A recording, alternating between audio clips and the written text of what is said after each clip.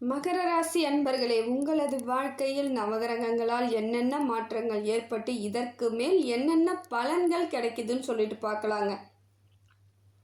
நவகிரகங்களின் பலன்கள் எப்படி இருக்கு, இதற்கு மேல் என்னென்ன பலன்கள் நன்மையாக நடக்க போகுதுன்னு சொல்லிட்டு ஒரு எளிய முறையில் பார்க்கலாம். மகர ராசிக்காரர்கள் எத்தனையோ ஆண்டுகளாக நிறைய பிரச்சனையை சந்திச்சிட்டீங்க. கடந்து வந்ததெல்லாம் கவலையாக தான் இருக்கும். பிரச்சனை பிரச்சனை பிரச்சனை, ஒரு நாள் பிரச்சனை இல்லாமல் இருந்துட மாட்டோமான்னு நாட்கள்லாம் இருக்குது, ஏங்கிக்கிட்டு இருக்கீங்க. நிறைய இடத்துல உங்களையும் மீறி நிறைய கண்ணீர்கள் வந்திருக்கும். நீங்களே சரிப்போ எல்லாம் சரி பண்ணிக்கலாம், நீங்கள் உங்களை ஆறுதல் படுத்திக்கினாலும் மனசு கேட்காம கண்ணுலேருந்து தண்ணியாக வரும். இரவில் தூங்க முடியாது, நிம்மதியாக சாப்பிட முடியாது. ஏதோ ஒரு விதத்தில் உங்களுக்கு பாதிப்புகள் இருந்துக்கிட்டே இருந்தது. உங்கள் ராசிநாதன் சனி பகவான் உங்களை கொஞ்சம் போட்டு படாத பாடு படுத்திட்டார். முடியாத அளவுக்கு படுத்திட்டார். சரி பண்ணவே முடியாதோ, என் வாழ்க்கை முடிஞ்சே போச்சே அப்படிங்கிற இடத்துக்கே நீங்கள் வந்திருப்பீங்க. இருந்தாலும் உங்களுக்கு சனி பகவான் பிரச்சனை தான் கொடுத்துருக்கார். அதற்கு தீர்வையும் இப்போ கொடுக்குறார். இப்போ இருக்கக்கூடிய காலகட்டத்தில் எப்படி இருக்குது அப்படின்னு பார்க்கலாம். இனி உங்களுக்கு சனி பகவான் நல்ல இடத்துல இருந்து நிறைய மாற்றத்தை கொடுக்குறாருங்க. உங்கள் ராசிநாதன் சனி பகவான் நிறைய எல்லாத்தையும் பிரச்சனையெல்லாம் தீர்த்து வைக்கிறதுக்கான காலகட்டம் வந்துருச்சு. இப்போ நவகிரகங்கள் எப்படி இருக்குன்னு பார்க்கலாங்க. சூரியன் உங்களுக்கு நல்ல இடத்துல இருந்து நிறைய மாற்றத்தை கொடுக்குறாருங்க. உரிய அங்கீகாரம் கிடைக்கும். செய்யும் செயலில் வேலையில் கரெக்டாக இருப்பீங்க. அரசு அதிகாரிகளாக இருந்தால் உயர்ந்த பதவி கிடைக்கும். ப்ரமோஷனோட வேறு ஊருக்கு செல்லக்கூடிய வாய்ப்புகள் இருக்குது.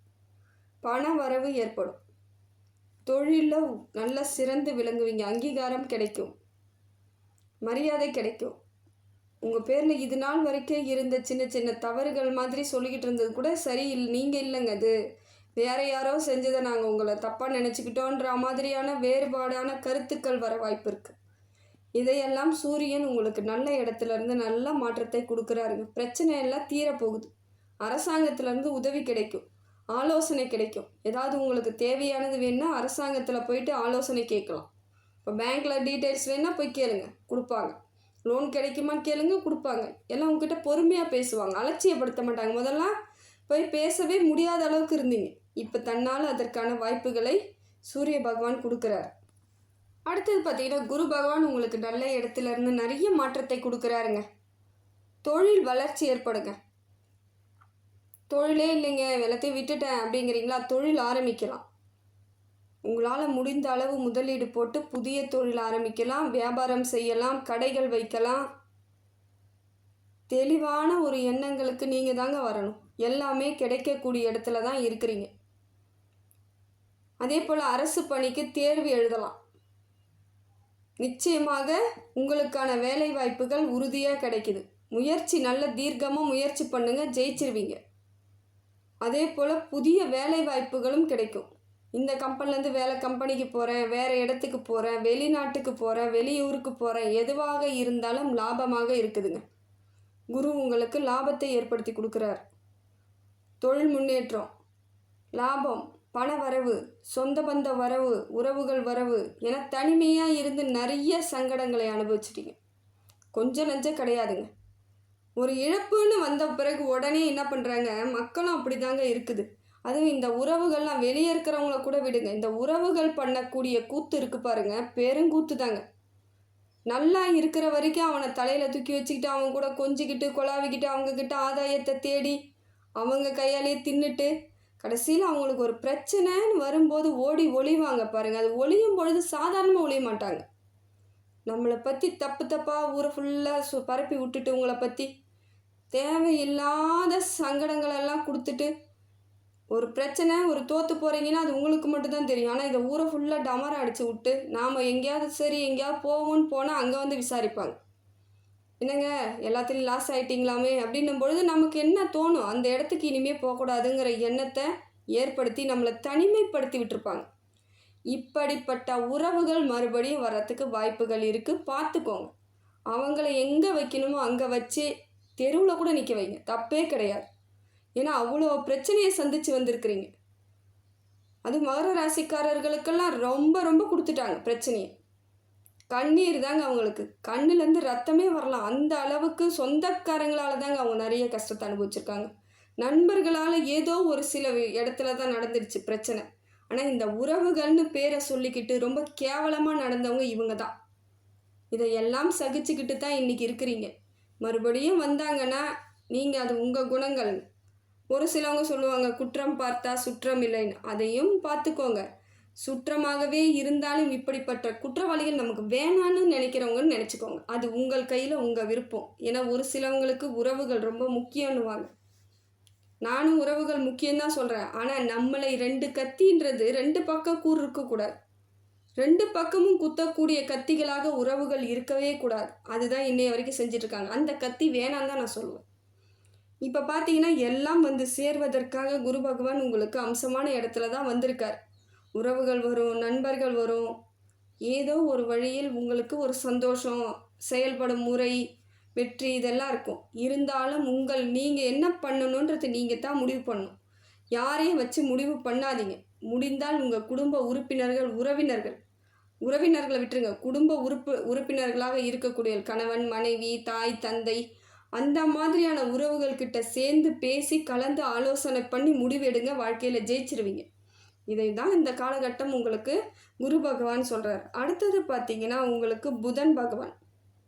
புதனும் உங்களுக்கு நல்ல இடத்துல இருக்குது. இப்போ பாருங்கள், சூரியன் நல்ல இடத்துல இருக்கார், குரு நல்ல இடத்துல இருக்கார், சனி பகவான் நல்ல இடத்துல இருக்கார், சூரிய பகவான் நல்ல இடத்துல இருக்கார். அப்போ உங்களுக்கு வாழ்க்கை பாதையை மாற்றி அமைக்கக்கூடிய காலகட்டத்துக்கு வந்திருக்கீங்கன்னு அர்த்தம்.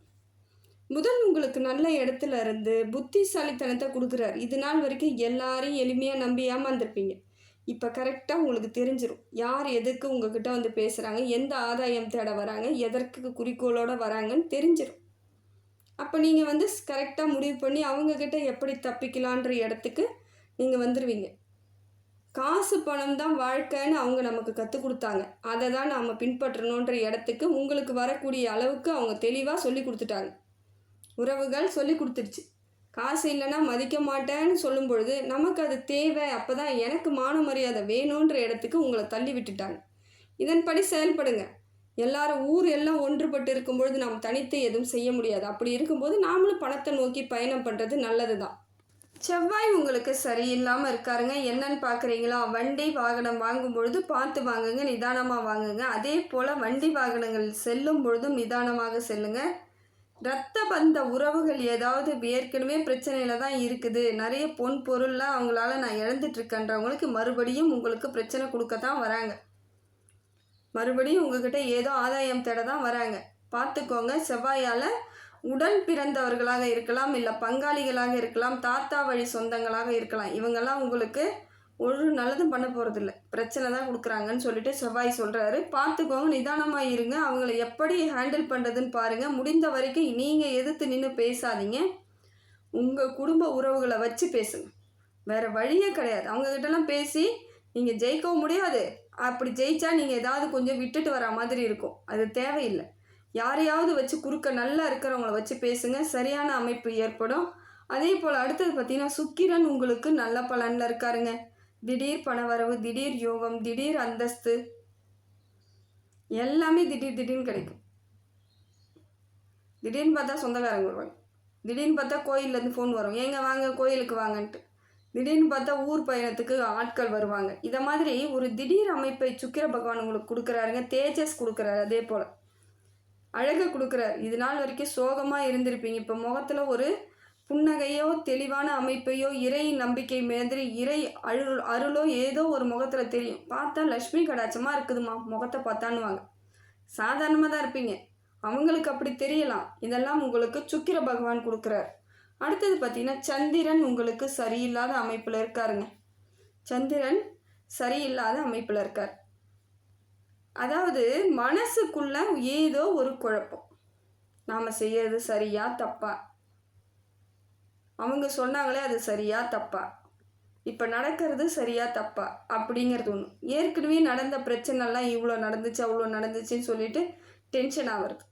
இதை எல்லாமே ஒரு கவலையாகவே இருக்கிற மாதிரி உங்களை சந்திரன் வைக்கிறார். அதே போல் சந்திராஷ்டமத்தையும் பார்த்துக்கணும். அன்றைய தினத்தில் நல்லதை தவிர்ப்பது நல்லது. அன்றைய தினத்தில் திருமணம் வச்சுக்கிறது, இல்லை ஒரு விசேஷம், நல்ல விசேஷம் பண்ணுறது, பெண் பார்க்க போவது, இது எல்லாத்தையும் தவிர்த்துருங்க. ஏன்னா அன்றைய தினம் நீங்கள் போனீங்கன்னா அந்த காரியம் நன்றாக முடியாது, தோல்வியாக முடிஞ்சிடும். அதனால் அதெல்லாம் தவிர்த்துட்டு இன்னொரு நாள் வச்சுக்கோங்க, எல்லாத்தையும் கரெக்டாக பார்த்துக்கோங்க. அப்போ உங்களுக்கு பிரச்சனை இருக்காது. அதே போல் திருமண பாக்கியம்லாம் உங்களுக்கு இருக்குது, இருந்தாலும் இந்த மாதிரியான காலகட்டத்தை தவிர்த்துட்டிங்கன்னா உங்களுக்கு நல்லாயிருக்கும். அடுத்தது பார்த்திங்கன்னா, சனி பகவான் உங்களுக்கு நல்ல இடத்துல இருக்காருங்க, உங்கள் ராசிநாதன் இல்லையா?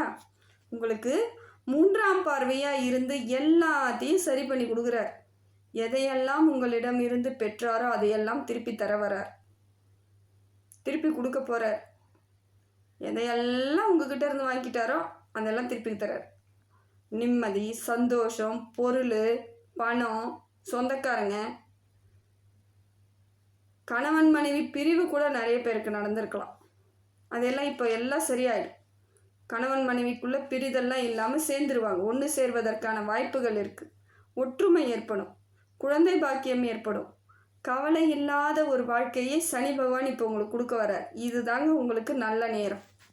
இந்த காலகட்டத்தை தவறாமல் நீங்கள் பயன்படுத்திக்கிட்டீங்கன்னா நிச்சயமாக உறுதியான வெற்றி இருக்குங்க.